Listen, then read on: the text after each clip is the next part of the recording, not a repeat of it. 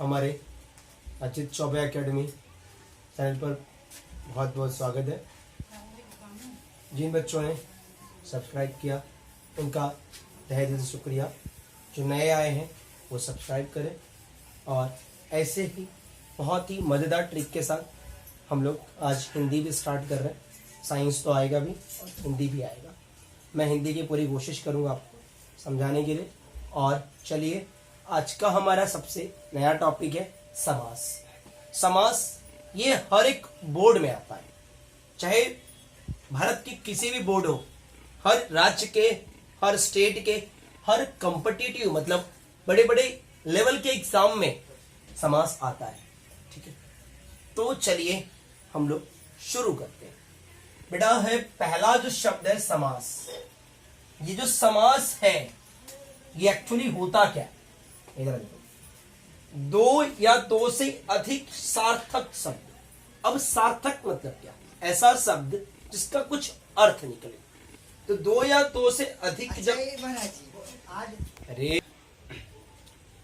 बच्चों, अपना टॉपिक है समास। समास क्या होता है कि मन में आता होगा समास है क्या?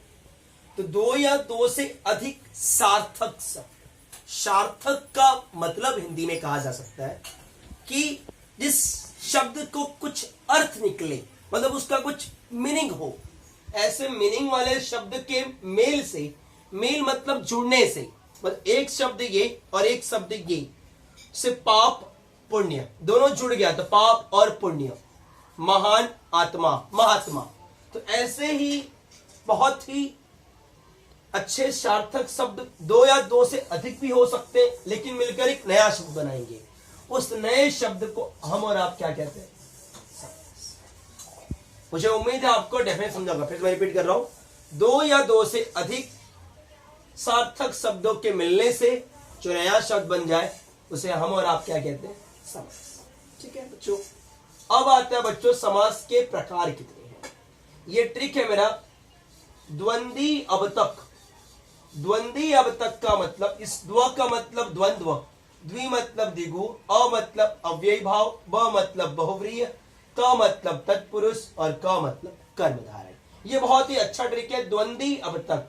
द्व मतलब द्वंद्व, आप याद करो। द्वि मतलब द्विगु, अ मतलब अव्ययी भाव, ब मतलब बहुव्रीहि, त मतलब तत्पुरुष और क मतलब कर्मधारय। अगर सीरीज में कहा जाए तो पहले आता है अव्ययी भाव, तत्पुरुष, कर्मधारय, द्वंद्व, द्विगु और बहुव्रीहि। यह टोटल 6 भेद है हिंदी में समास, जिसे आपको अध्ययन करना है बहुत ही अच्छे से। ठीक है, तो चलिए हम आगे बढ़ते हैं। पहला अपने पास है अव्ययी भाव। ठीक है बेटा, अव्ययी भाव का मतलब जिन शब्दों के प्रारंभ में उपसर्ग हो। अब उपसर्ग का मतलब क्या? ऐसा कोई शब्द सार्थक शब्द से पहले, जैसे कि आ जन्म, आ मरण, ठीक है, मतलब जो शब्द के पहले लग जाए किसी, उसे आप क्या कहते हैं? उपसर्ग। जिसे हम और आप क्या कहते हैं? अव्ययी भाव समास। जैसे कि यथा, आ, अर, अनु, निर, प्र, प्रति इत्यादि हो सकता है। जैसे यथा संभव। यथा जो शब्द है, संभव एक शब्द है पॉसिबल। यथा संभव मतलब जो यथा जो है ये शब्द में उपसर्ग का काम कर रहा है। तो जो जिन शब्दों के प्रारंभ में अगर आपको उपसर्ग दिखेगा बेटा, कोई भी बच्चों याद रखो, ऐसा कोई भी शब्द हो समास अगर आता है, अगर उसके स्टार्टिंग में अगर आपको उपसर्ग दिख जाए, शुरुआत अक्षरों में उपसर्ग हो, उसे आप और हम क्या कहते हैं? अव्ययी भाव समास। जैसे यथा प्लस संभव। संभव एक शब्द है, यथा जुड़ा गया है, यथा जैसा संभव हो, इसे आप और हम क्या कहेंगे? ये आपका विग्रह है, जैसा संभव। आ जन्म, आ एक जन्म एक शब्द है, कोई पैदा होता है। आ मतलब जन्म से लेकर, तो ऐसे शब्द को आप क्या कहते हो? अव्ययी भाव समास। समझ में आया? तो बता रहा हूं, अव्ययी भाव का मतलब जिन शब्दों के प्रारंभ में क्या आएगा बच्चों? उपसर्ग। क्या आएगा? उपसर्ग। दूसरा है बच्चों तत्पुरुष। तत्पुरुष बहुत ही सिंपल है, इसके वर्ड में छुपा है कुछ चीज, जिसमें कारक का लोप होगा लेकिन आपको दिखेगा नहीं। का, के लिए, में पर, अपी से मन चाहा, मतलब ऐसा तत्पुरुष कोई ये कह लो कि मतलब वो शब्द जुड़ा है लेकिन वो छिप गया है, जो होता है ना इंग्लिश में साइलेंट वर्ड, वैसे इधर भी वो शब्द रुका हुआ है, लेकिन अब आप जब उसका विग्रह करोगे तो वो अपने आप खुल जाएगा।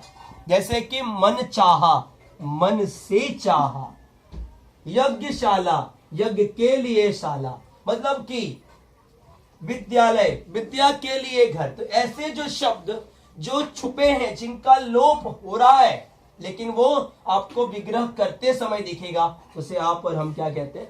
तत्पुरुष समास। ओके बच्चों, अगला है कर्मधारय।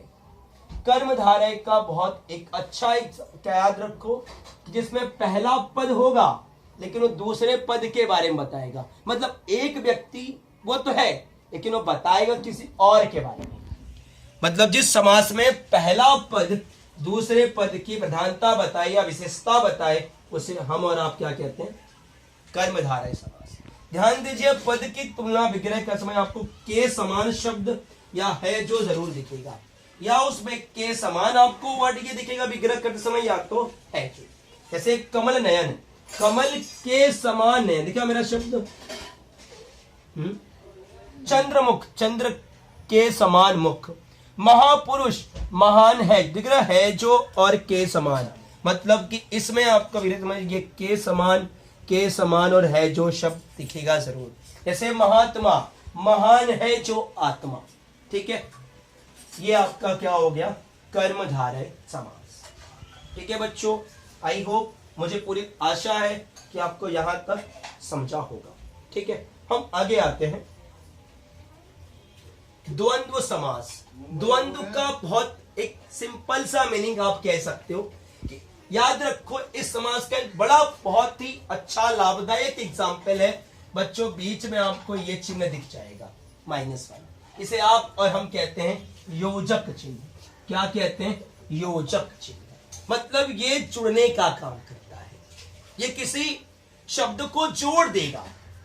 विग्रह करते में आपको और, यवम, ए, आए या भी आ सकता है। जैसे पाप पुण्य, पाप और पुण्य, बेटा और बेटी, राजा और रानी, खरा या खोटा, लाभ और हानि। मतलब कि ऐसे शब्द इसके बीच में आपको क्या दिखेगा? योजक चिन्ह, जिसे हम और आप क्या कह सकते हैं?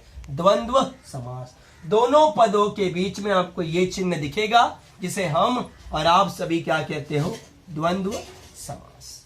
ठीक है, अगला है बच्चों द्विगु समास। द्विगु समास का बहुत बढ़िया एग्जाम्पल है। आप त्योहार मनाते हो, नवरात्र मनाते हो, तो यहां पर संख्या, जैसे आप त्रिभुज खींचते हो तो यहां पर जो पहला पद होगा वो संख्यावाचक हो सकता है, या ये किसी समूह की विशेषता बता दे। ये इस समूह का है। दो पहरों का समूह, इसका पहला पद गिनती होगा। तिरंगा, 3 रंगों का समूह, 3 रंगों का समूह। पंचवटी, 5 वटों का समूह, मतलब जिसमें आपको पहला पद क्या कराएगा? गिनती के रूप में होगा। संख्यावाचक को आप समझ जाओ कि यहां पर उस चीज की गिनती होने जा रही है। ठीक है बच्चों, अगला है बहुब्रीहि समास। ये समास बहुत ही अच्छे लेवल पे इसका क्वेश्चन आता है, जिस समस्त में एक भी पद समान न हो। अरे भैया, एक पद मतलब समान नहीं हो क्या? भाई 2 पद होता है, लेकिन इसमें एक भी पद समान नहीं होगा, लेकिन वो जो दोनों पद मिलेगा वो किसी तीसरे पद का संकेत करेगा। देखो मैंने लिखा है, जिस समास में एक भी पद समान ना हो, कोई बात नहीं, कोई दिक्कत नहीं है, कोई तकलीफ नहीं बच्चों, दोनों पद मिलकर तीसरा पद की प्रधानता बता दे, मतलब किसी तीसरे को संकेत करे। ठीक है, ध्यान दीजिए, ज्यादातर देवी देवताओं का नाम का प्रयोग करते हैं। हिंदू धर्म में जो भी देवी देवता है उनके नाम के लिए, उनके ऐसे नाम थे कि जिनके लिए बहुब्रीहि समास का प्रयोग किया जाता है। जैसे लंबोदर, लंबा है उदर जिसका वह, लंबा पेट किसका? भगवान शंकर है। नीला है कंठ जिसका वह, जिसके कंठ नीले हैं वो भगवान शंकर। दशानन, दश है आनंद जिसके वह, जिसके 10 मुख है वो कौन है? रावण है। ऐसे अलग अलग तरीकों से हमारे हिंदू धर्म में देवी देवताओं के अलग अलग नाम है, जिन्हें आप और हम बहुब्रीहि समास में पढ़ते हैं। ठीक है, तो ये हुआ आपका बहुव्रीहि समास। ठीक है, अब एक शॉर्ट टर्म में आपको मेमोराइज करा देता हूं। करते हैं अब अव्ययी भाव का मतलब जिसका जिन शब्दों में पहला जो शब्द होगा वो आपका क्या होने वाला है, उपसर्ग। ठीक है, तत्पुरुष मतलब वह शब्द कारक जो चिन्ह वो छुपा होगा, वो दिखेगा आपको नहीं। कर्मधारय का मतलब क्या होता है बच्चों, पहला पद दूसरे पद की समानता दिखाता है, मतलब दूसरे पद के बारे में बताता है। द्वंद्व मतलब क्या, जहां पर योजक चिन्ह हो। और द्विगु मतलब क्या, जहां पर आपको संख्यावाचक दिखे। और बहुब्रीहि मतलब तो याद रखो सिंपल है कि इसमें कोई भी पद समान नहीं होगा, दोनों पद मिलकर तीसरे पद की प्रधानता बताते हैं। तो ये रहा आपका बहुत ही अच्छा और बहुत ही बढ़िया टॉपिक समास था। हमारा चैनल है ये नाम है, आपका स्वागत करता है। ऐसे ही अपना सहयोग बनाए रखें एवं हम आप सभी स्वस्थ एवं अच्छे रहें, यही कामना करते हैं। Subscribe, share, like and comment. Thank you and सुस्वागत।